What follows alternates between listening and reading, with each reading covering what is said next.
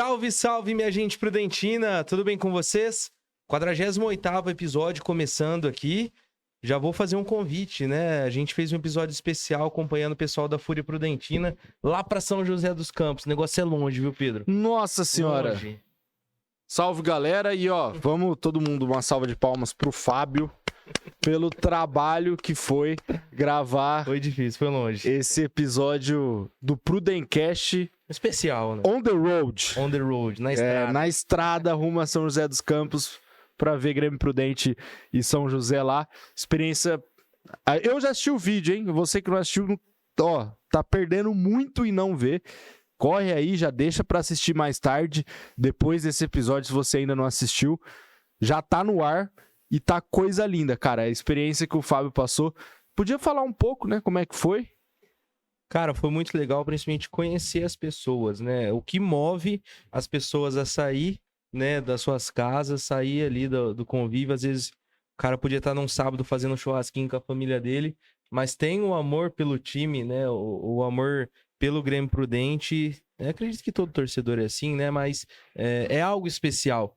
Ninguém anda quase 700 quilômetros à toa, né? E a animação da galera, mesmo sem ter conquistado o acesso, né? Foi muito bacana ver toda a alegria do pessoal, os jogadores também, toda a comissão técnica agradecendo, né? Sentindo realmente o apoio. Então foi muito especial estar lá, viver essa experiência. Show, show. Vamos pro convidado de hoje? Vamos, devemos. Hoje apresentando delegado Rafael Galvão. Aqui. É importante o negócio. Importante, importante. Delegado, cara. É o primeiro delegado, né? Primeiro delegado que vem Primeiro aqui, delegado que vem aqui. Seja bem-vindo. E eu que agradeço o convite de vocês, sabendo que eu sou o primeiro ainda, que tenho mais colegas. E é um grande prazer estar aqui com vocês. A gente sempre ouve falar muito bem do podcast. E é nosso interesse aí passar um pouquinho da Polícia Civil, do dia a dia, para todo o público prudentino da região saiba um pouco mais. Show de bola. E é isso, né? Hoje a gente brinca que aqui é a mesa mais democrática. O Parque do Povo do Prudentino está resumido nessa mesa do Prudencast, que a gente entrevista... Já veio político, já veio policial, cantor, cantora, DJ, sertanejo, jogador de futebol, o que mais? Escritor, poeta, chefe de cozinha. Chefe de maravilha. cozinha. E eu já acompanhava, agora eu vou ser mais assíduo ainda. Isso aí, muito obrigado. Quem que é assíduo com a gente também, Fábio? Nunca falha. Nunca falha.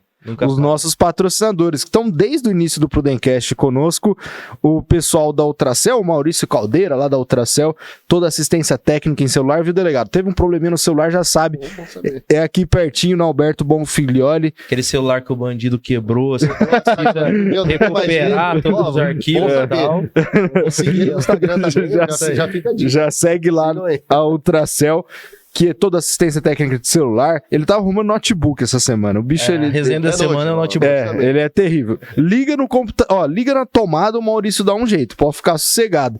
E junto da Ultracel, a agência Kender, toda a impressão gráfica em canecas, copos, camisetas, enfim, a agência Kender que fica lá na Avenida da Saudade. Segue eles também na rede social.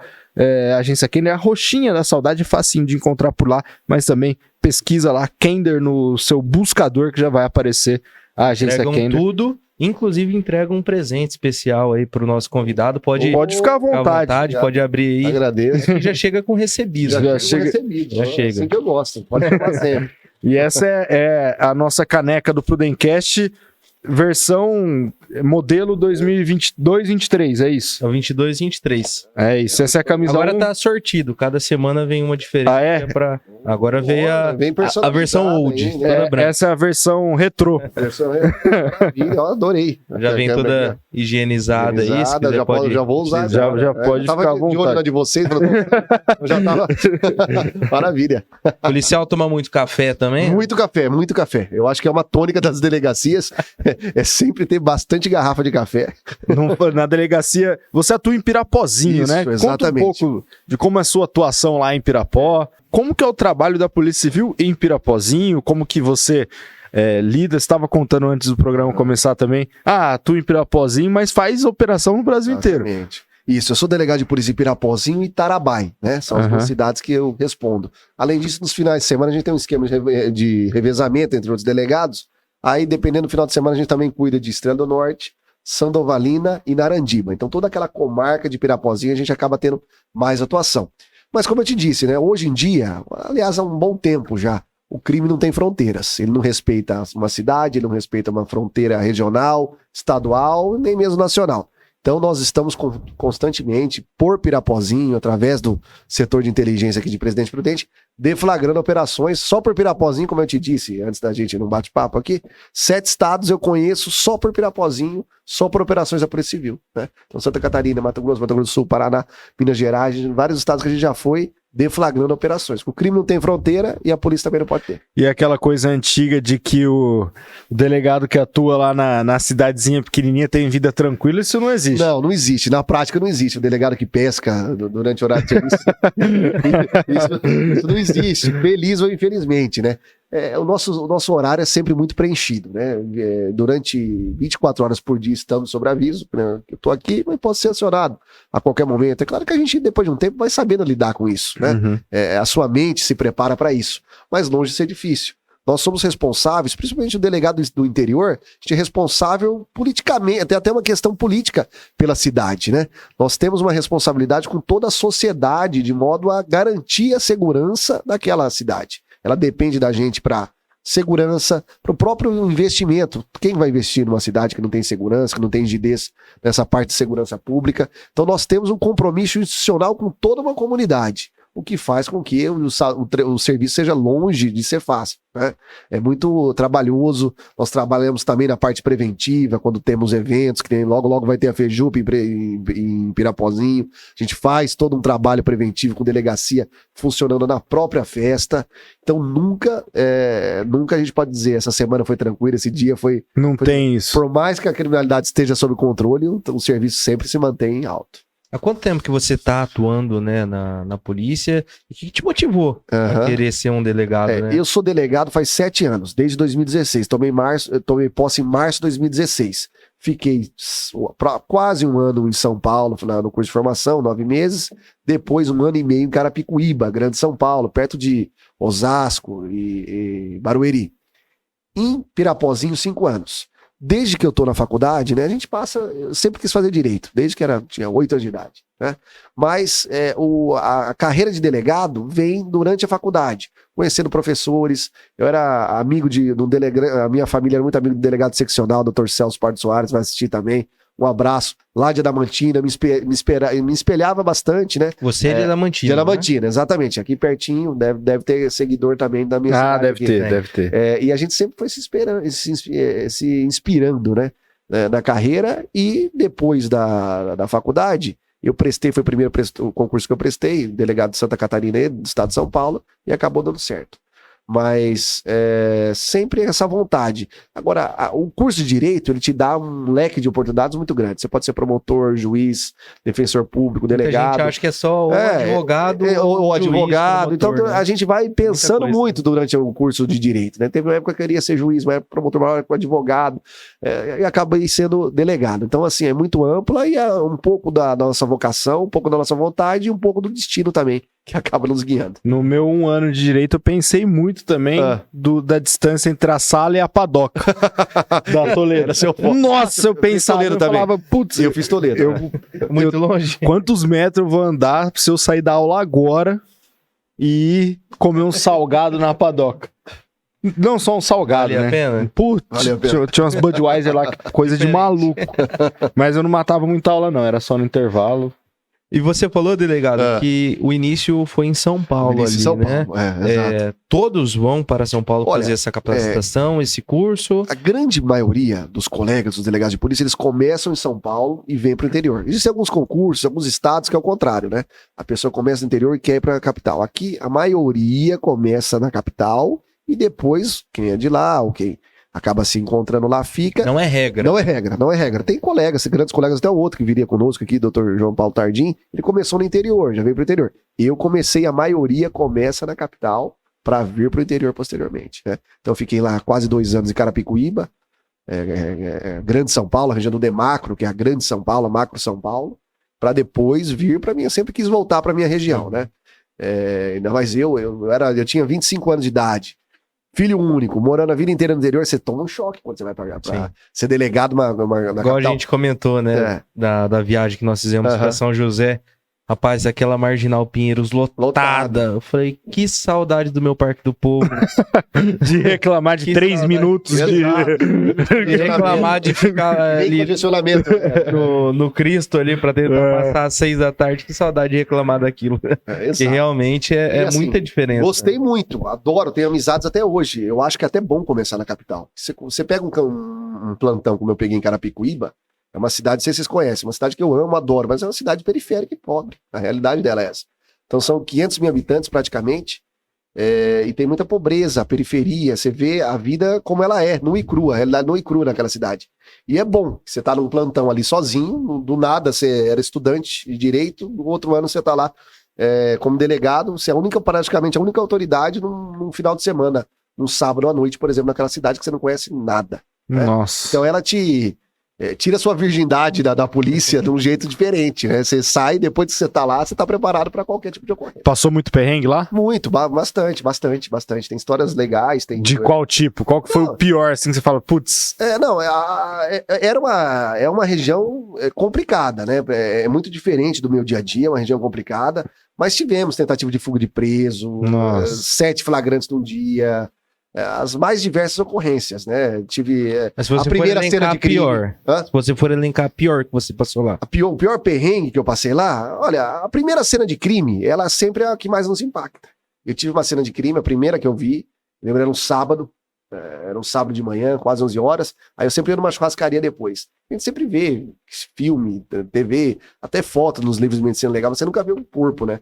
Aquele Cidade Alerta. Cidade Alerta, esses programas, você torcer, sai sangue, né? Mas nada como a realidade. Então, eu lembro, era um sábado, 11 horas da manhã, e eu fui fazer o meu primeiro local de crime, de homicídio. Aí tava lá o cadáver. Esse cadáver, no caso, era uma pessoa que era acusada de ser um abusador sexual de crianças. E provavelmente foi uma situação de vingança, retaliação.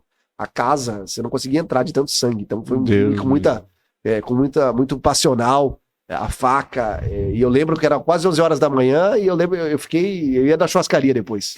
Nossa. E aí eu tipo, deixa quieto.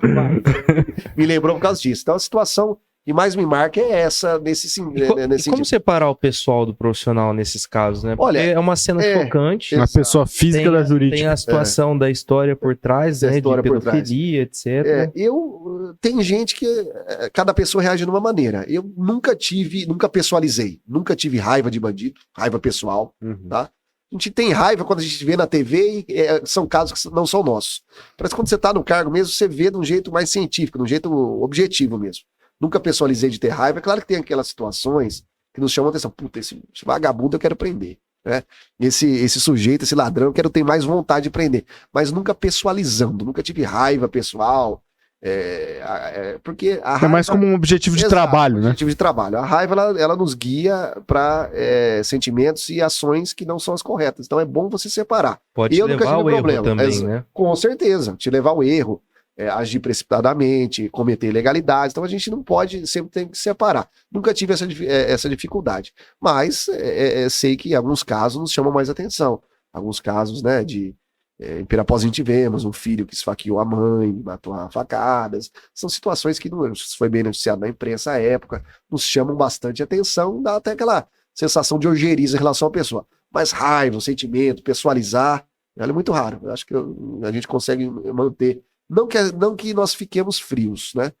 Que o ser humano continue existindo. Como a gente pode ter raiva de uma ocorrência que não é minha, de outro delegado tá tocando. Mas na nossa, acaba prevalecendo o lado profissional. E é difícil lidar com isso? Eu lido no amor. Assim, você precisou de algum choque, algum momento, falar assim, putz... Nunca teve. É até interessante, uma autoanálise aqui, pensando, nunca tive. Nunca tive esse problema.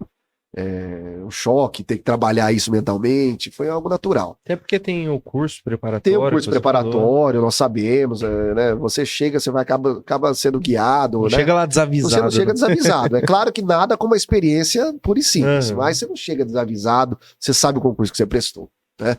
Você sabe que não é um concurso é um concurso para ver muita coisa ruim, né? A polícia lida quando todas as outras áreas da sociedade falharam. né?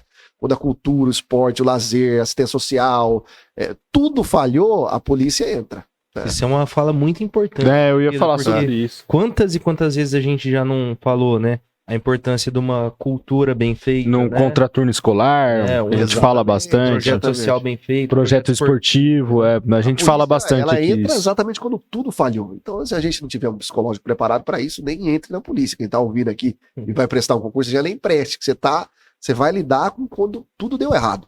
Inclusive, boas histórias, né? Por exemplo, violência doméstica. Você vê um belo casamento que termina com uma Maria da Penha na delegacia, quando tudo deu errado. A parte bonita, a parte da festa, da música, do casamento, né? Tudo deu errado e chegou ali pra gente, né? Não só uma questão econômica, né? O delito não é econômico, pessoas com dinheiro também cometem delitos.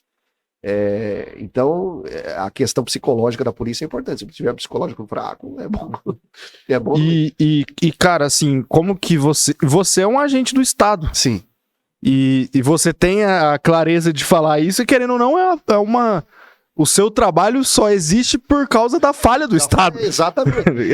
É muito interessante isso para se refletir, falha, né? assim, mais do que o Estado, da falha da própria sociedade. Do geral, né? Do geral. A sociedade falha, né? A sociedade falha e nela o Estado tem muita parcela de culpa. Uhum. E a gente entra nesse momento. O que a gente não pode é colocar a polícia como a central da resolução de problemas, né?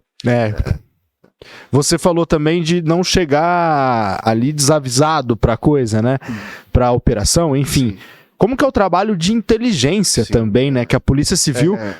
explica um pouco pra galera que não sabe, porque tem uma finalidade diferente, né? A finalidade da Polícia Militar é uma, da Polícia Civil é outra. É importante ressaltar que as polícias, principalmente aqui no interior, elas são muito interligadas, né? Não vou nem dizer tanto a Polícia Rodoviária Federal, porque aqui a gente não tem tanta rodovia federal, mas a Polícia Federal, a Polícia Civil, a Polícia Militar, o próprio Corpo de Bombeiros também, é muito interligado e é importante que haja essa conexão entre as forças policiais.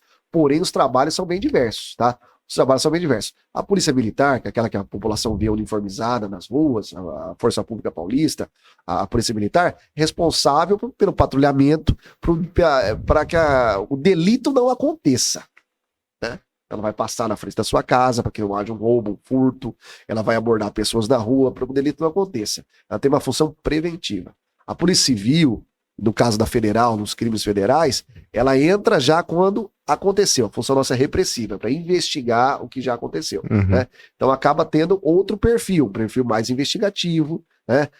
Nós usamos muitas vezes roupas policiais, mas não sempre, às vezes a questão é até se passar despercebido, com viaturas descaracterizadas, com roupas mais discretas, então tudo tem seu momento, né?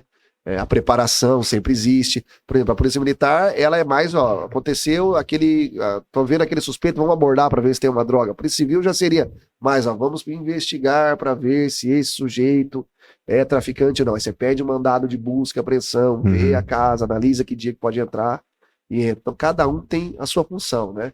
Temos a científica, a Polícia Científica também. A Polícia Científica é aquela que faz as perícias. Que é junto da Polícia Civil também. Ela é junto à Polícia Civil. Agora ela tem até uma certa independência em relação à Polícia Civil, mas é muito interligada. E como é que eu amparar todo o suporte que a inteligência dá para você realizar seu trabalho? Isso. Aqui na região a gente tem uma função, temos um setor consegue trabalhar bem. Muito bom, setor de inteligência muito, muito bom aqui em Presidente Prudente, né?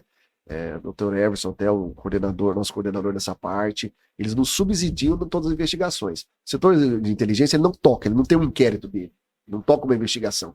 Ele pega os delegados que estão tocando inquéritos nas suas cidades e o delegado fala, eu preciso do apoio para tal monitoramento, eu preciso de tal informação. Ele vai subsidiar para a gente direcionar a gente na investigação. Existe esse setor, ele é muito mais discreto, né? Ele é um perfil muito mais reservado, mas existe e é muito bem feito na nossa região, inclusive um dos melhores do estado. Legal. Você falou de melhores do estado.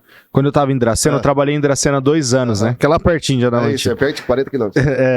E lá tinha a fama de que a região de Prudente é a região mais segura do estado de São Paulo. É real? Isso, é seguro. Até interessante, tem gente que fala, né? Eu vou mudar para os Estados Unidos para ter mais segurança, eu vou mudar para a Finlândia. Muda para Prudente. Muda para Prudente, tá tranquilo. Os nossos índices de criminalidade são baixíssimos. Até quando tem alguma coisa é meio que impactante. E quando tem, né? impactante. É tipo assim. Não é tão comum, né? Exatamente, por isso que chama atenção. É igual queda de avião. É raro ter, mas quando tem, chama atenção. Todo mundo sabe, né?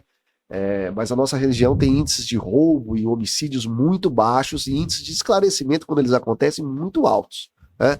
Então, quando você pega os índices de capitais norte-americanas, por exemplo, Nova York, onde você tem mais chance de morrer? Em Prudente ou Nova York? Não tenho dúvida que ó. Entendeu? Onde você tem mais chance de ser roubado? Lá. Então, Prudente é uma região muito segura, em todos os sentidos. E o índice de esclarecimento dos homicídios, às vezes a gente vê, no Brasil esclarece 6% dos homicídios. A Pirapossa, mesmo, não precisa mentir, todos os dados são públicos. Assim, desde que eu cheguei, teve quase 10 homicídios. Os 10 esclarecidos, 100%.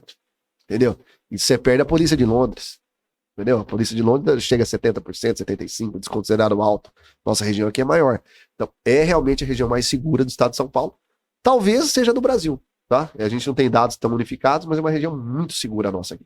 Muito mesmo. Ó, que legal. É bom. Informação importante. E não só informação Prudente, tá? Quando a gente fala Prudente, a gente pega Toda a região. a região de Prudente, a região de Assis, a região de Venceslau, a região de Adamantina, de Dracena, toda essa região. Mesmo tendo tantos presídios por aqui. Exato. Os presídios, eles têm uma interferência, né, com a região, porém, eles não vieram a ponto de prejudicar, não. Não, mas- As polícias deram conta de absorver. E assim, não sei, eu posso estar falando uma punch de uma besteira, mas eu acho que, diferentemente do que a população em geral pensa, isso é achismo total. A vinda dos presídios pra cá tornou mais seguro ainda. Chamou mais atenção. Os presídios têm vários lados, né? Tem vários colegas que não vão concordar com o que eu falo. Mas teve um lado bom, tem inclusive um lado econômico. Quantos policiais penais vocês conhecem hoje em dia? Né? Muito, ela trouxe bastante emprego. É claro que não pode ser só isso, tem que trazer outras coisas. Uhum. Teve a questão do impacto que isso gerou na saúde pública, por exemplo. Também. Às vezes um preso tem uma emergência, ele vai diretamente para uma Santa Casa e toma uma vaga. Tem vários, o aspecto é muito mais amplo, mas eu acho que o saldo é positivo. Principalmente a gente vê o tanto de empregos que trouxe, empregos que ganham relativamente bem dentro da média nacional, que são dos policiais. E até porque a maioria dos presos que vieram propriamente para a região são, a gente pode dizer que são presos nacionais, né? Sim. Eles não querem atuar criminalmente aqui na nossa região. Sim. Até porque também ele corre o risco de ter represária de pessoas da região. Mesmo, né? É pior para ele, né? Sim, Teoricamente, dizendo. A pessoa, não porque ela vem para um presídio da região, que ela vai começar a atuar naquela cidade. Exato, Pode exato. Um movimento em outro local. A ideia é exatamente tirar ela do vínculo, romper esse vínculo. Aham. Né? Mas é claro que traz um pouquinho mais de impacto. Eu acho que, porém, esse impacto foi totalmente absorvido e o saldo é muito positivo. Sim, sim. E como foi sua decisão de sair lá da capital para voltar para o interior? Na Já falou verdade, que já tinha interesse, né? sempre eu tinha interesse de voltar para o interior, né? Sou do interior, sempre tive interesse de voltar aqui para nossa região. E São Paulo não é uma realidade que me atrai para morar. A gente vai muito para São Paulo, na academia de polícia, sou professor da academia também, vai sempre lá, operação, curso, sempre está em São Paulo. Porém, mesmo sempre estando em São Paulo, é aquela cidade maravilhosa para você passear. Para morar, nunca quis. Sempre falo isso. É ótimo São Paulo, 3 dias. Você vai lá, 3 dias em São Paulo, vai, come num restaurante diferente, tem um evento diferente, mas se morar lá, pô, é complicado. Eu saio de Pirapó e vou para Damantina, dá 1h20. Né? Dependendo se você pega um horário de rush lá, você vai de um bairro a outro, é 1h20. Então é outra realidade. Eu não nasci para São Paulo, não. A realidade de trabalho. A realidade de trabalho também é diferente, é muito diferente a realidade de trabalho lá. Não vou dizer qual é mais fácil, qual é mais difícil. Lá existe muito mais crime. Né? E cada crime existe muito mais crime. Cada crime é um crime. Então, não que não vai ser investigado, claro que vai ser investigado. Aqui tem menos, porém, cada delito ele é muito mais monitorado pela nossa hierarquia. Nós temos que dar, exatamente por ser uma região mais segura e ter menos delito, nós temos que dar muito mais resposta. Se tiver um roubo na sua casa, lá acaba sendo mais um roubo. É claro que vai ser investigado. Agora, se tiver um roubo na sua casa, aqui em Pirapozinho, é um roubo na sua casa, do cidadão do interior de São Paulo.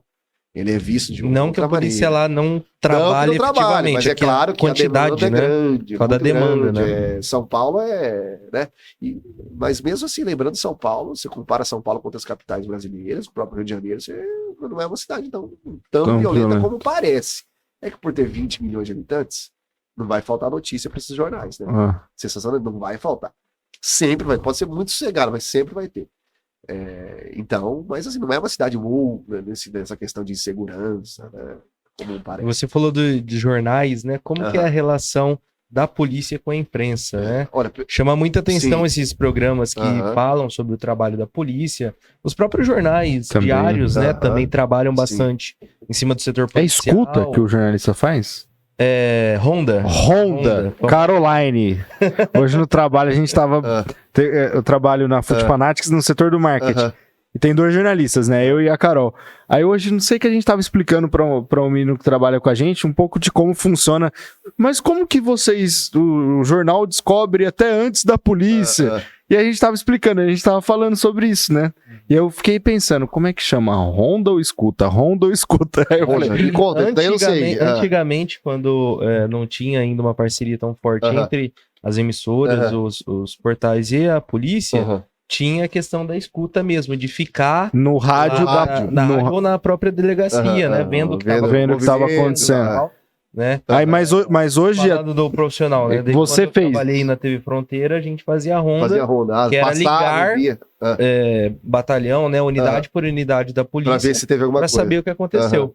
Né? Até mandar um abraço a todo mundo lá da TV que até hoje faz isso. E é o trabalho que o jornalista é o primeiro a chegar na redação normalmente, né? Entendi. Ele tem que estar lá cedinho pra saber o que aconteceu na madrugada. Não, pelo menos assim, cada colega tem um perfil e todos devem ser respeitados. Mas pelo menos o meu perfil lá, Pirapozinho, as operações que a gente faz, até a imprensa está ouvindo aqui, é testemunha, né? Pessoal do TV Fronteira, Record, Globo, Imparcial, G1, a gente faz questão de dar a matéria para o pessoal. Eu acho que o trabalho, principalmente da Polícia Civil, é uma polícia mais discreta. A gente não tá com o uniforme o dia inteiro na rua, tá? A gente usa distintivo e tal. Mas então a gente tem que fazer o serviço e mostrar o serviço para a população. Se eu faço o serviço, se eu prendo uma mega quadrilha de roubadores, eu faço um trabalho investigativo de estelionatos, uma associação criminosa, uma organização criminosa e não mostro, institucionalmente a gente não passa para a população todo o nosso serviço. Então ele tem que ser discreto, mas na minha opinião, tem que ser discreto, mas até que ocorra a prisão. Depois que ocorre a prisão, respeitando todos os direitos garantidos da privacidade do sujeito e tal, você tem que divulgar para a imprensa. Ela não tem que ela vir atrás. Claro que às vezes vem, no dia a dia a gente tanta coisa, mas a gente faz releases. Nosso setor, a gente já deixa um release pronto, uma operação. Release, para quem não conhece, é meio que um resumo, né, do que aconteceu para soltar para a imprensa, para ver se ela tem interesse em vir nos entrevistar e ter mais detalhes. Lá em Dracena também ajudava muito os releases da Polícia Civil. Aí eu faço questão de fazer, né? É importante também pela questão social, né? Às vezes uma investigação que está rolando, uma pessoa teve algum contato, alguma informação, ela pode ajudar também a polícia. Muitas vezes acontece, a pessoa vê, né, tal crime, tal criminoso foi preso, ela vem e fala, no meu caso também, nos traz. A imprensa, a população e a imprensa, né, através que acaba sendo um veículo da população, é muito importante. A polícia não pode estar em qualquer lugar, em todos os lugares, né? Então a população acaba sendo nossos olhos, onde a gente não pode estar. A colaboração e a imprensa não deixa de ser uma grande ponte. E agora falando do lado da imprensa, ele teve um trabalho no Fantástico, que é o sonho de todo comunicador.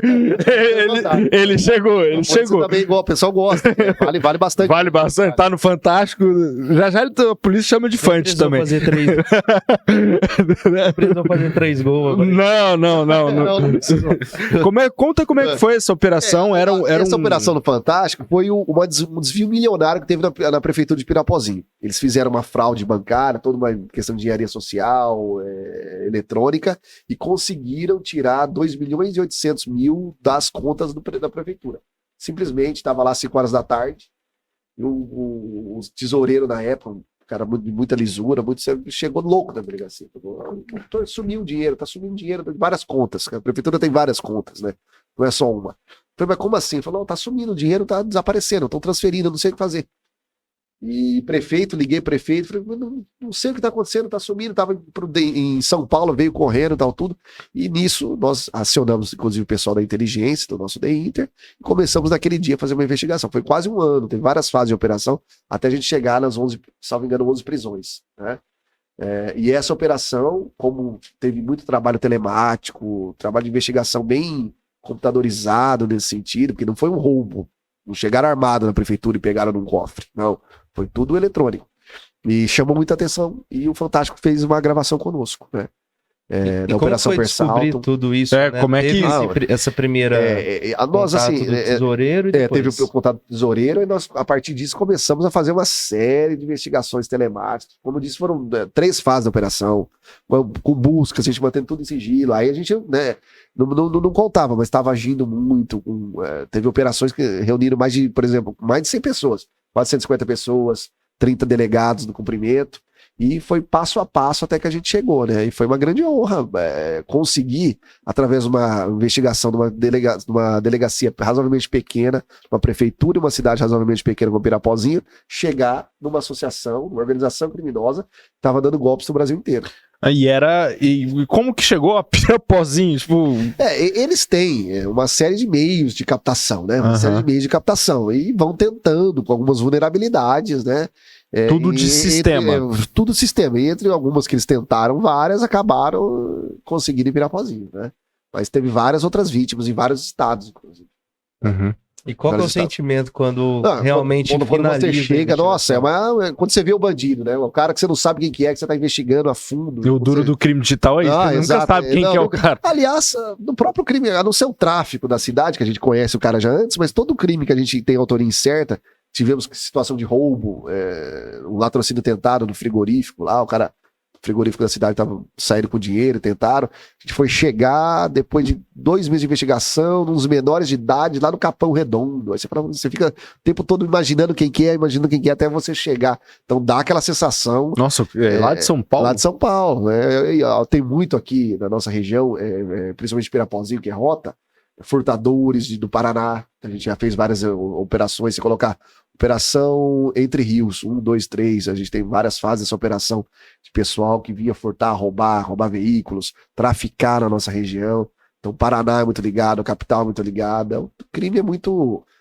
não respeita realmente. Né? Nossa região tá nessa ponte. Principalmente Pirapozinho ali, que tá bem na rota, que você vai para Maringá, para Santo Inácio, né? Tá bem nessa... Então, tá muito interligada a criminalidade. Os que estão lá em Pirapozinho a gente dá conta, mas às vezes tem que vir o pessoal de fora. Exportar esse da prefeitura, de onde que eram os caras?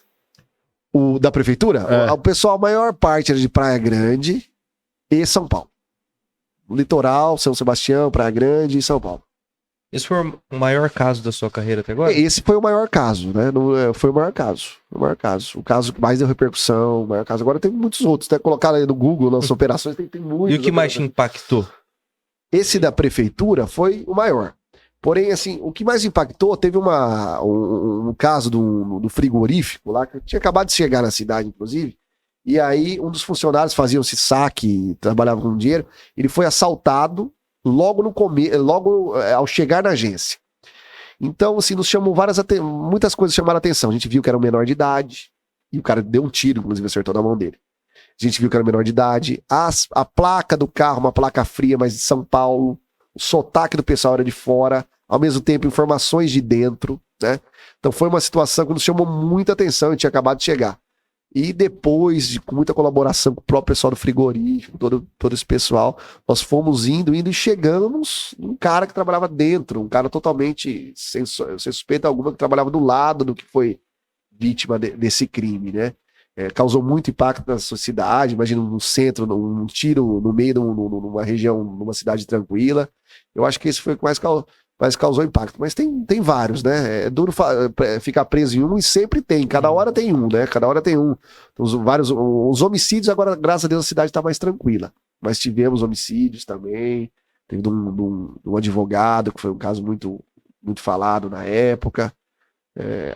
A profissão de delegado, quem segue a carreira policial, a emoção não falta, né? Todo dia, não tem aquela questão burocrática, você coloca terno, a gente até usa terno, mas você coloca lá e vai... Toda vez tem uma investigação diferente. Toda vez, não, todo dia, tem casos engraçados, o que para a maioria das pessoas até se diverte assistindo série e documentário, programa, é o nosso dia a dia. Eu ia comentar, né? A gente até falou da questão da relação da polícia com a imprensa. Tem muito meme, né? De cara que é preso e tal. Você já passou alguma situação parecida, assim? Você fala... Jeremias? Se eu pudesse, eu matava 1000. Causou alguma situação hilária, assim? Olha, tem os mais diversos. Tem os mais diversos. Até o bandido fica grato de ser preso. O cara que bateu na mulher. Não, pera. Tem de tudo. O cara agradeceu por Gratidão. ser preso. Tinha um pessoal, tinha mesmo. O pessoal, uma vez que a gente tava prendendo o cara e ele gostava. Tinha um investigador, o Andros, que tinha um canal. E esse bandido, ele era fã do canal do Brad Pitt, né? Era sei, fã do Já canal. vi, já. E ele ficou preso, ele foi preso, falou, nossa, mas que prazer, eu vou passar no canal? Ele perguntava. Eu vou passar no canal? Não, pode colocar meu rosto. Falando, não pode, falando, mas pode pôr, ele tava contente. Então tem os mais figuras aos que ficam agressivos. Mas esse daí me marcou. Ele falava, não, que legal, a minha prisão vai passar. A minha prisão vai passar no canal. Ele tava querendo ficar famoso. Me passa depois, eu quero passar pra cada. Mandar minha família. Pra minha família. Era momento de glória dele ali, parecia, né? O cara chegou ao auge da carreira dele. Tem as mais diversas reações, né? Prendemos até por um policial do Paraná, teve situação de prisão. Aí você vê assim, uma pessoa que tá do lado da lei sendo presa, causa até E como é que é isso? Nesse momento, Tivemos um policial do Paraná. A gente que ele tava ajudando a fazer furtos em Pirapozinho de carro, de veículo. Caramba. E como é que é pro delegado nesse momento prender, teoricamente, um cara que tá do seu lado? Então, aí gera uma consternação, né? Fala, puta, o cara era tava pra estar protegendo, ele vem pra nosso estado fazer um furto, né? Mas faz parte. Qual é aquela conversa do começo? Eu separo bastante, não pessoalizo, né? Não pessoalizo. Mas eu acho que pior é pra ele, né? Tá acostumado o dia inteiro a prender pessoas, acusar, tá do outro lado, do lado da verdade. Com né? certeza, né? É pior pra ele. Enquanto ele tá envolvido nisso, passa, né? Pela cabeça. Eu acho que com certeza passou. Passa um fio, deve ter passado um fio na cabeça dele. Aqui na nossa região, a gente tem o nome de Presidente Prudente em geral, assim, mais vezes muito citado por conta do crime organizado, né? Por causa do GAECO, aqui de Prudente ele é muito atuante e tal. Assim, como que vocês também, querendo ou não, atingem a região de Prudente e também os delegados? Sim. Como lidar com isso? Crime organizado? Tem muita demanda do crime organizado aqui com certeza, também. Tem demanda do crime organizado, das cidades, do município, no setor de inteligência, das especializadas, sempre combatendo o crime organizado, né? Muita demanda, sempre muito contato com o Ministério Público, o Serviço GAECO faz um grande serviço, inteligência da Polícia Militar. Então tem muita demanda nesse sentido também. O crime organizado existe, é uma realidade, em termos não só estaduais, mas nacional e até internacional, mas eu acho que satisfatoriamente a gente consegue combater. Eu tava revendo um corte de um episódio aqui com o Homero Ferreira, que é um jornalista, professor lá da UNOeste, que ele conta do dia do assassinato do Machadinho aqui. E eu imagino que a delegacia esse dia, se a redação do jornal... ainda, mas eu sei, eu já conversei com colegas que atuaram no Se a redação do jornal foi uma loucura, imagina a delegacia, como é que tá. Exatamente, envolveu muitos colegas aqui que estão ativos ainda, né? Envolveu o pessoal da própria do própria polícia da capital que veio dar um apoio. Mexeu com o sistema policial. Com o sistema, inteiro, mudou completamente alguns paradigmas. Justiça, porque era um momento em que, assim... Talvez tenha sido, naquele momento, a maior afronta do crime organizado ao Estado, né? Foi uma grande afronta, né? Pra quem quiser saber mais, tem uma série na HBO Max. Muito boa, muito boa. Se eu não me engano, é PCC, O Poder Secreto. Acho que é. Que esse que é o nome. Tem algumas séries. Fala um pouco, legal. Tem a série, tem uma série no UOL também, pesquisar no Google, PCC, UOL. Tem bastante também, fala bastante de como foi a atuação. Tem um episódio praticamente inteiro de como foi a atuação da polícia e do Ministério Público aqui de Prudente. No dia dos fatos. No dia dos fatos. Que legal. É bem legal também essa série do UOL, também que fala um pouco sobre como atuou naquele momento a polícia e o Ministério Público aqui de Prudente. Foi, como você disse, um ataque, né, no âmago do Estado mesmo. Né? O Estado com maiúsculo. Um juiz. Exato. Na frente, atrás do fórum. Exato, foi muito marcante e impactante. Né? Você já passou por algum tipo de situação parecida, assim, de ameaça? Não. A gente, assim, se cerca de muitos cuidados. O policial, até por dever legal, tá sempre armado, né? Tá sempre armado. Então a gente, assim, nunca pode perder o respeito, né? A gente pode... a gente tem uma atuação social muito grande, muito forte. Acho que a polícia tem que ver, a população tem que ver a polícia como amigo, né? Uma amiga aliada. Porém, é claro que nós somos policiais civis, nós somos policiais, nós somos servidores públicos que têm arma e para usar arma se precisar. Então, assim, nunca tive uma situação, ninguém ia tentar contra mim, ameaças, conversas sempre tem, né? Também questão psicológica, você não pode ficar acreditando em tudo. E se tiver alguma coisa, tem que agir, né? Tem que agir. E outra coisa, a gente tá passando por um momento na mídia em geral de muita evidência do true crimes e tal, de como da vida do crime, não da vida do crime, mas da vida da investigação, tem muita série, muito podcast que fala sobre isso. Como que o policial lida com isso também? Tem atuação, você falou antes que tem até um programa. Nós tínhamos um programa, o investigador Anderson que trabalhava comigo tinha um programa. Como eu disse pra vocês, nós da polícia, a gente vive tanto no dia a dia que eu, por exemplo, não acabo não assistindo série policial. Não tem graça. Assistir Grey's Anatomy. Eu penso isso aí, eu acabo não assistindo. Até às vezes a gente assiste de umas séries na HBO ou na própria Netflix escandinavas, assim, que é diferente, porque você vê que é diferente. Tá? Mas eu sou sincero, acaba não tendo, pelo menos pra mim, não tanta graça você vê no dia a dia, que isso já é a sua realidade, né? Você já viu alguma que você falou assim, isso aí é mentira. Tem várias, a própria novela, quando retrata um delegado, como que é, né? Tem muita coisa, mas que tem que ser daquele jeito também, não pode descer em minutos que talvez não tivesse nem graça. Mas é o que eu falo, acaba não dando tanto interesse se assistir um filme policial, um roteiro, né? Mas é claro que acho que cada vez as séries têm a tendência de ser mais realistas, né? São mais bem pesquisadas. Não é aquele folclore, como que é uma delegacia, como que é um delegado. Não, eles vão pesquisar mesmo. Tem roteiro, normalmente pega um cara aposentado hoje em dia e coloca pra explicar como que é, alguém da ativa. Então, cada vez mais, eu gosto bastante de série. Então, tá cada vez mais... Não é igual os Furiosos, os caras roubam um cofre. Rampa um prédio. Então, assim, eu acho que são cada vez melhores. Apesar que, como eu até fiquei curioso com essa que você me falou. São boas, assista que são muito boas. Quando sair daqui. Outra coisa também, o Linha Direta, né? Vai voltar. Linha Direta vai voltar, que é um clássico, né? Vai voltar. A gente tá gravando... Esse é o Pedro Bial, né? Isso, numa quinta-feira, o Linha Direta, primeiro caso Eloá. Nossa, já vai começar. Já vai começar. Dois pés na porta. E depois que parou Linha Direta, teve um monte de casos. Bastante. A Globo vai ter muito pra explorar. Tragédia não falta. Nós somos um país de 200 milhões, continental, 200 milhões de habitantes, então casos não faltam. Antes do programa, você também, a gente batendo um papo aqui, você falou da questão social, né? Que muita gente não vê da Polícia Civil.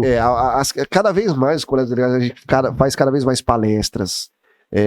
Tem lidado com instituições. Por exemplo, agora eu tava aqui, trazei meia hora antes de vir, tava na PAI. A gente tava na PAI fazendo tem contato com a diretoria da PAI, sempre assim, o trabalho, o envolvimento dos policiais com as instituições. Né? Isso é muito importante.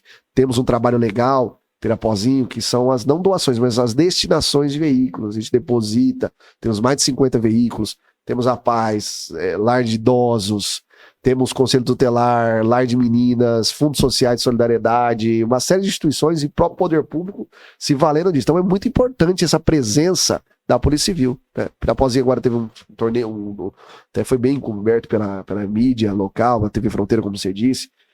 Um torneio 1º de maio, que é muito famoso pelo Pirapozinho. Famosíssimo, já jogamos, eu e o Fábio. Já jogou, Lu? Jogamos. Dia 1º de maio, o Facebook me notificou. Marcou lá? Tava eu e o Fábio. Eu marquei, tava soltando um pipa no meio do jogo, a bola veio nas minhas costas, saiu o gol, perdemos com o gol. Vendo? E a gente vai lá, tomou nas minhas costas aí. Você reclama do zagueiro do Grêmio. Eu não posso reclamar de zagueiro lento. A gente manda a polícia, a gente manda a viatura lá pra ter esse... é uma questão de segurança. Não é uma questão de ser visto, de ter essa parceria institucional, de estar ao lado da população. É uma coisa que a gente sempre vê, a gente anda nos bairros dos mais ricos aos mais periféricos. Vê criança na rua, a criança hoje em dia bate a mão na mão. Fala, isso é bom. Ela sabe que a gente tá ali pra proteger. Não precisa ter medo da polícia. Quem tem medo é bandido. Então, essa proximidade, eventos, todo evento que tem, né, vai ter a FEJUP. A gente tem toda uma estrutura lá, com as instituições, com uma delegacia no local, praticamente toda a delegacia no local, tudo para trazer a população para perto da polícia. Isso é muito importante. Nos conselhos, o conselho comunitário, a gente sempre ouve as pessoas e falhamos muito também, como o ser humano falha, né? Mas a gente sempre tenta ouvir as críticas e melhorar. Voltando um pouco do que a gente falou do crime que aconteceu em Pirapozinho e tal, o Congresso está votando agora a PL das fake news, né? Que também vai... Até votou ontem, né? Não sei, eu acho que não foi para votação, não. Não sei se liberaram para votação. Acho que o Lira deu uma segurada. Mas como que essa PL das fake news vai ajudar também no combate ao crime digital? Se existe alguma coisa específica para isso, que facilita? E como que é hoje a legislação atual para você que tem que aplicar a lei? Como que você trabalha com isso? O Código Penal nosso é dos anos 40, né? Não pega muito não é muito adequado ao dia que a gente vive hoje, o a momento respeito de da hoje. PL, eu não sei detalhes específicos da questão da investigação criminal. Eu realmente não vou te falar. Parece que até foi rejeitado ontem, não sei. Mas eu não sei detalhes. Agora, realmente, o nosso código é de 1940, mas também é uma desculpa muito grande. Os códigos de grandes nações são antigos. E os códigos antigos, eles são muito bons, porque eles são perenes, eles dão segurança jurídica. Então, às vezes a gente fala assim, tudo é errado porque o nosso código... Não é. Eu acho que tem até lado bom. Se a gente fizer a cada 20 anos uma nova legislação, a gente muda toda uma estrutura. A Constituição americana tem quantos anos e quantos artigos? É uma Constituição tem pouquíssimas emendas, pouquíssimas... Não, um folheto a Constituição. Folheto, e nesse sentido é bom. Então eu acho assim, que a gente criticar o código que ele é da década de 40, não. Agora, é claro que existem alguns dispositivos que sempre são colocados na legislação para possibilitar. Então a gente tem a questão da possibilidade de investigação telemática, já está prevista no Código de Processo Penal, por exemplo. Foi incluído o crime de furto eletrônico, né, para ter casos como de Pirapozinho. Legal. Também, foi colocado no Código Penal, mas antes também existiu furto qualificado. E você poderia qualificar o crime em cima de outra do maneira furto. também.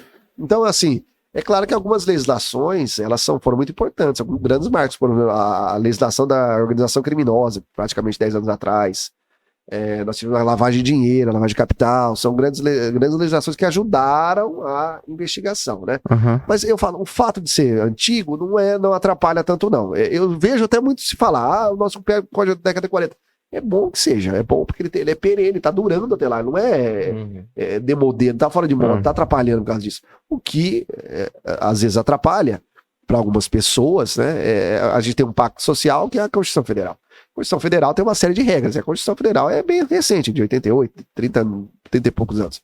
E é ela que traz alguns impeditivos que são os que a população mais acaba criticando, né? Não o próprio código em si. Mas, não sei, deveria ser pensado, ser debatida, né? Eu assisto muito o Marco Antônio Villa. Villa, eu adoro ele. O canal do Villa. Muito bom. E esses dias ele tava falando isso mesmo, que a gente tem que defender a Constituição, por mais nova que ela seja, com unhas e dentes, porque é a Constituição que foi feita, pensada para isso. E que ele falou que o Código Penal, que muita gente critica, tem que se louvar. Porque com tudo que aconteceu no Brasil depois de 1940 e ainda existe. Ele fala até assim, algumas coisas na execução penal poderia ser alterada, o tempo na prisão, esse tipo de coisa. Mas ele fala assim, cara, a gente tem que louvar o Código Penal brasileiro. Ele teve uma grande reforma na década de 80. Toda a correção que ele precisava ter na parte teórica, ele teve na década de 80. Tem 40 anos essa correção, já tá e muito boa. Mas é legal, o Villa é sensacional. Eu sabia que ele falava isso. Mas ele fala. Livro, inclusive, da história das Constituições brasileiras. Sim. Ele analisa uma a uma. E a gente tem muita essa questão, não tá dando certo troca. Não tá dando, o interessante é, de repente, você ficar com ela e aprimorar. E assim, a gente tem que pôr na cabeça também da população em geral que, agora que se politizou praticamente tudo, exato. Constituição não é treinador do teu time, não, cara. Que você troca. Perdeu 3 jogos que você troca, a coisa não é assim. Não é assim que o barco toca. Você precisa estar dentro daquelas linhas e defendê-las. É muito polêmico. Tudo que você fala hoje em dia de Constituição, antigamente a Constituição era uma opinião jurídica que você dava. Hoje em dia, qualquer um tá no bar discutindo um artigo da Constituição. Se pode, não pode, né? Hoje em dia. Tinha gente que nem sabia quando. Nem sabia. Ministro do STF. Há 10 anos atrás você não ouvia falar. Você sabia onde nem sabia. Hoje em dia o povo sabe mais o nome dos outros ministros do que num time de futebol. Então, assim, pro bem ou pro mal. Então, hoje em dia se politizou muito, né? E tem que tomar cuidado com essa politização nesse sentido. Né? Você atuou como delegado há mais ou menos 8 anos. Isso, 7 anos. Como foi a questão da digitalização, né? A gente até tá falando dos crimes digitais, né?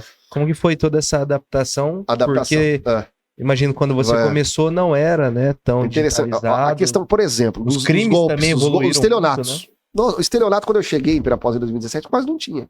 O estelionato era praticamente aquele golpe do bilhete. A partir de 2019, e principalmente na pandemia, nossa, são os mais diversos golpes. A gente tem até um aplicativo, você colocar um aplicativo, acho que tá para Android, não sei se tem para iPhone, mas para Android é certeza. Cartilha Golpe, tô fora. É feito por uma investigadora aqui de polícia, Bárbara Camapum, aqui, muito boa, e explica uns 10 tipos de golpe. Mas hoje, os golpes são tão dinâmicos, são tantos golpes novos, que assim, eu tento dar algumas regras de ouro. fez, e ainda veio o Pix, que é uma ótima, uma coisa que veio para ficar, uma coisa excelente, todo mundo usa, mas ainda facilitou também. Tem bônus e o ônus, né? Exato. E o que acontece? Eu dou uma dica. Vai fazer qualquer tipo de transação que alguém te pediu pelo computador, pelo WhatsApp, pergunta para outra pessoa do lado. Sempre a gente vê que os golpes, quando alguém caiu no golpe do falso namorado, do delegado do Rio Grande do Sul, o golpe, tem tantos tipos de golpe. Delegado do Rio Grande do Sul, como é que é esse? Eu vou contar isso depois. Pergunta pra alguém do lado, ó, tô indo depositar pra tal pessoa, o que você acha? 90% das vezes, perguntou pra outra pessoa, a pessoa que tá de fora do golpe, ela vê de fora, ela fala, não, toma cuidado que isso pode ser golpe. A pessoa que tá dentro, ela é levada, o golpe do delegado do Rio Grande do Sul. Hoje até um colega me ligou pra falar dele. Do Rio Grande do Sul, tem duas vertentes. Do falso namorado, a mulher é a vítima, normalmente. Do delegado da polícia do Rio Grande do Sul, normalmente é um homem. Do delegado do Rio Grande do Sul, um cara cria um perfil fake com uma menina que parece, tem tangência entre 18 ou 17 anos, ninguém sabe ao certo. E ela pega um perfil, normalmente é um cara de 45 anos, 50, 55, e começa a conversar com ele. E aí começa a pedir algumas fotos pra ele. Ele manda algumas fotos, a menina manda algumas fotos. 2 dias depois, pega o WhatsApp. No 3º dia, surge o pai da garota. Você está falando com a minha filha, você tem fotos de uma menina no celular, isso é pedofilia, você vai ser preso. Como você... Não, tô aqui na delegacia. Aí manda lá a foto de uma delegacia que ele pegou no Google do Rio Grande do Sul. Sempre no Rio Grande do Sul. E aí daqui a pouco o delegado do Rio Grande do Sul tá ligando. Ó, tô te ligando aqui, como que você vai fazer? Tá? E aí começam a pedir dinheiro pra menina retirar a queixa. Nem seria possível isso, mas retirar a queixa. E tem gente que dá tudo, né? Tem direto. E do falso namorado, já normalmente o perfil é a mulher. A mulher, ela é alvo de um golpe. Ela conhece uma mulher de 55 anos, muitas vezes divorciada e tal. Eles têm um perfil que eles escolhem da vida. Eles traçam um perfil. E a pessoa, de repente, está carente afetivamente, aí sempre pega um brasileiro ou um americano que sabe falar português. Um cara bonito, vistoso, uns 20 anos mais novo que ela, que por acaso se apaixona por ela pelo Facebook. E aí ele começa a pedir dinheiro para algumas coisas. Normalmente é assim, o que você quer? Você quer, tipo, 100 perfumes da Dior? Tô te mandando, entendeu? 100 cremes da Vichy, tá? Tô te mandando. Aí do nada chega na alfândega brasileira. Puta, tô te mandando 40 mil em encomenda. Mas a alfândega pegou, a Receita pegou no porto. Tem como você depositar 4 mil? Aí só pra liberar. Aí a mulher vê 40 mil em mercadoria, fala, vamos pagar só 4 para não perder, claro, deposita. Aí o cara some. Então tem demais. Mas esses são golpes que estavam na moda 6 meses atrás, agora já troca. Então tem muito. Por isso que eu falo, sempre pergunte para alguém. E tem demais mesmo, aumentou demais. Foi uma digitalização. O mundo digital, ele tá junto no mundo real hoje em dia. O crime foi para ele. Se misturou praticamente. E também teve a digitalização da polícia. Hoje em dia você faz um monte de boletim de ocorrência online. Você não precisa da delegacia. Ele chega pro delegado depois. Quando eu cheguei, os inquéritos eram físicos. Agora não existe mais inquérito físico. Tem um prontuário físico, você tem que colher assinatura. Ainda não tem, a gente não tem meio de colher assinatura digital, mas logo também acho que nem um prontuário físico vai ter. Eu, por exemplo, gosto de papel. Sou meio antiquado para isso. Eu gosto meu livro, eu gosto de bastante de ler. Só leio livro de papel. Tem gente que já tá no Kindle. No Kindle, né? Que grifa, tal, tudo. Eu gosto ainda da relação com o papel, com o cheiro, a textura. A tinta. A tinta. Mas, assim, a delegacia praticamente, hoje, nós temos quase 300 inquéritos de Pirapozinho, 200 inquéritos de Pirapozinho, deve ter uns 10, que são antes de 2019, quando digitalizou tudo. Né? Então, hoje em dia não tem mais papel. Tem alguma situação, né, que você se arrepende? De alguma escolha que você poderia ter feito na procissão? Diferente? Alguma vez que você precisou escolher fazer alguma coisa e não queria? Normalmente a gente se arrepende mais do que a gente não fez do que do que a gente fez, né? Assim, claro que teve. Não sou uma pessoa que não tem arrependimentos, né? Mas um específico da profissão, assim, pra falar... Não tem. No específico, pelo menos agora de sopetão, não tem, né? Mas claro que a gente, como ser humano falha, a gente se arrepende de algumas situações, né? Mas uma coisa específica, assim, você me pega. Aquela pergunta que vai na ferida. Podemos? Por favor. Agora, você é um cara que você acompanha Marco Antônio Villa, você deve ter assistido em algum momento da sua vida um programa da cultura que chamava Provocações. Provocações com a Abu Janra. Com a Abu Janra. O primeiro ou segundo interessado que conhece.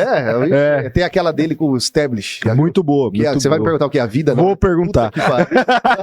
Pô, agora ele matou o mistério. Mas você vai insistir perguntando. Não como o Abu Janra. Remodelamos. Remodelamos. A gente faz um... Eu sou fã da Abu Janra. Eu falo, puta que pena que morreu, né? O Taz lá tá substituindo, mas não é igual, né? Não chega nem voz perto. da Abu Janra é uma coisa mais intimidadora. E a intimidação mesmo. Intimidação, Ele parecia um delegado te interrogando. Eu acho que se ele fosse delegado, qualquer um confessava o crime. E, cara, ele... Vocês viram aquele do Stablish com ele? Do Stablish não cheguei. Ele chora. Nossa, o Stablish chora. Porque ele fica... Cara, me responde. Aí ele fica, o que é a vida? Aí o Stablish responde, ele fica olhando pro Stablish, assim, ó. Aí ele pensa. Aí ele... Que é a vida? Nossa, você podia até pôr um corte aqui, assim.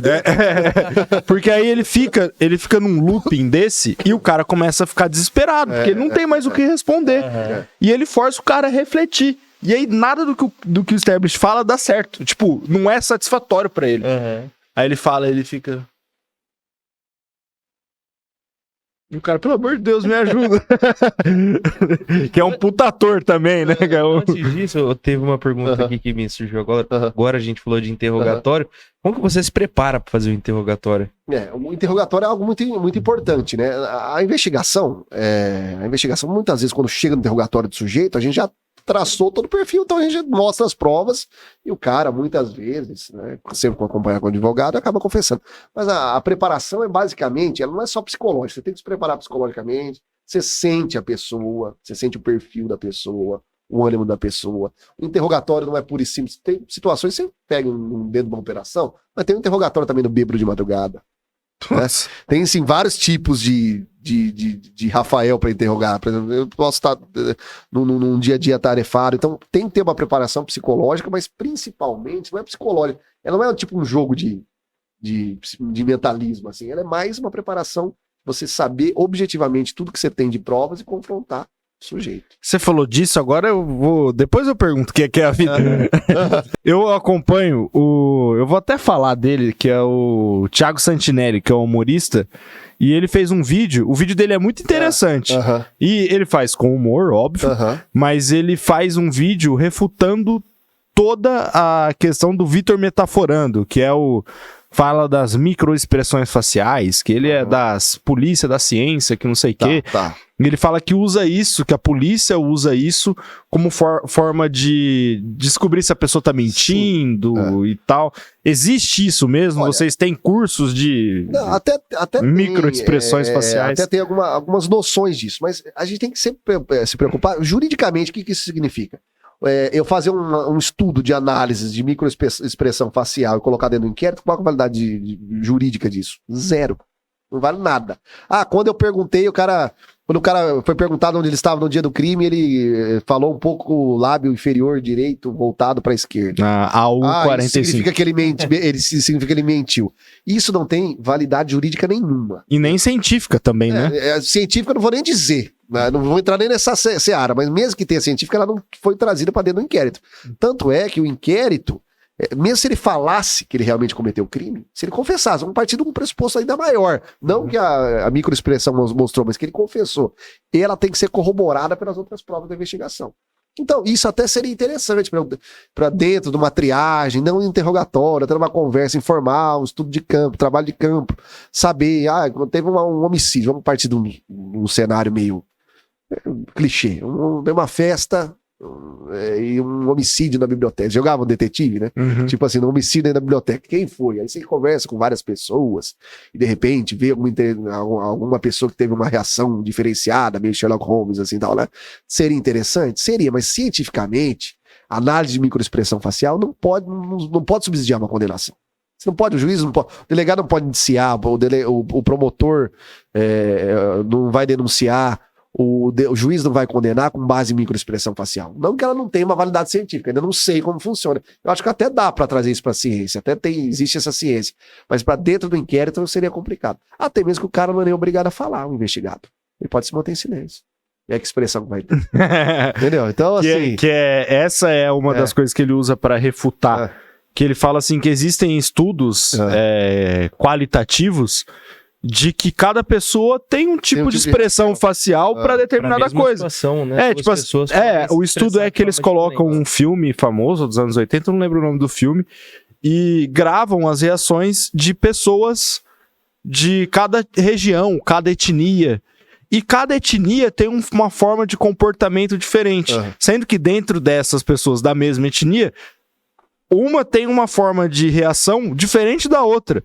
Então não dá pra você dizer que uma pessoa tá mentindo ou não pela reação do corpo. A reação pela reação. Isso, e até assim, a gente no jornalismo a gente estuda o Corpo Fala, aquele livro tal, que fala que as expressões corporais diz muito sobre o entrevistado e tudo mais. E depois disso eu passei a refletir, às vezes não. Às vezes o cara só quer cruzar o braço, não é que ele não quer te responder. Exatamente. Não quer dizer que ele tá numa situação de defesa. Cansado, né? Às vezes ele tá até como um deboche de braço cruzado. E você tá achando, putz, esse cara não vai falar também, que ele cruzou o braço. O cara conhece também. Exato. Imagina um investigado conhecendo dos trejeitos. Então ele pode querer colocar uma coisa verdade, aí dar uma piscada a mais para induzir a ele. A entender outra coisa. Exato. Então, assim, é complicado a gente traçar um perfil com base nisso. E falando em investigado, qual foi a pior resposta que você já recebeu? Você pode falar no interrogatório? Olha, depois do cara ficou feliz. O cara ficou feliz que ele tava querendo uma pior resposta. Acho que a pior resposta às vezes é o silêncio, né? Que você quer o cara saber, o cara confessa. Eu tive um caso do sujeito que confessou ter matado o outro, ele confessou detalhes. O principal que eu queria saber era o porquê. E ele não falava, ele não fechava a história, né? Então acho que o pior foi essa. E ele não falou por quê? Não falou por quê. Ele deu detalhes, confessou, falou até detalhes que aumentaram a pena dele, mais a qualificadora, mas não falou por quê. E isso bate, fala, por quê? O que tem a mais aí que a gente não sabe, né? Então acho que a pior resposta foi o silêncio depois de uma confissão detalhada. E isso aí deve ser. Que aí fica aquela, né? O que tem a mais, né? Isso aí. Muitas vezes o motivo também aumenta a pena. Nunca tem crime, nunca tem crime sem motivo. Existe motivo não descoberto, né? Mas o motivo às vezes aumenta a pena. Agora o cara lá, não sei porque ele não falou. Ele deu detalhes de tortura, por exemplo, que não precisava ter dado, que isso já aumentou muito mais a pena. Agora o motivo não quis falar, né? Talvez. Né? Acho que devia ser uma coisa sinistra, meu irmão. Eu não posso falar aqui no ar, mas eu tenho minhas... Você tem suas teorias? Então agora vamos interrogar o delegado. Qual é aquela do Abujan? Aquela do Abujan. Você já sabe. O delegado Doutor Rafael Galvão, o que é a vida? Olha, eu tenho até uma visão meio cabalística da vida, assim, né? A vida é um resquício de consciência. Um mínimo pulsar de consciência que nós temos perante a obra do Criador, né? É quase uma foto que nós tiramos do universo, do que foi nos criado pelo grande arquiteto do universo, que a gente consegue visualizar. A vida a partir de uma ótica humana, né?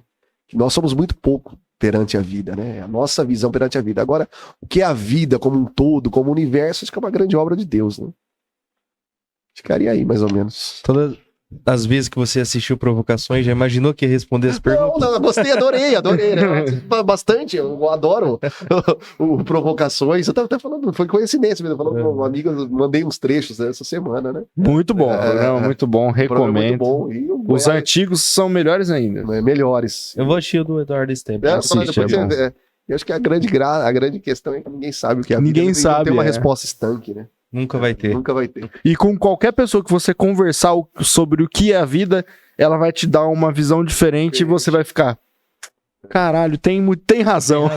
Se vocês me perguntarem de novo, daqui a pouco eu vou dar outra resposta. Né? Ela não fecha. Então é isso, Pedro. É isso. A vida, a vida é prosa bonita e gostosa. É a história de uma investigação que não fecha. Tá aí, ó, já achei um outro motivo. É o cara que não contou o motivo pra ele. Ele é a vida, ele representa. A vida não acaba nunca, né?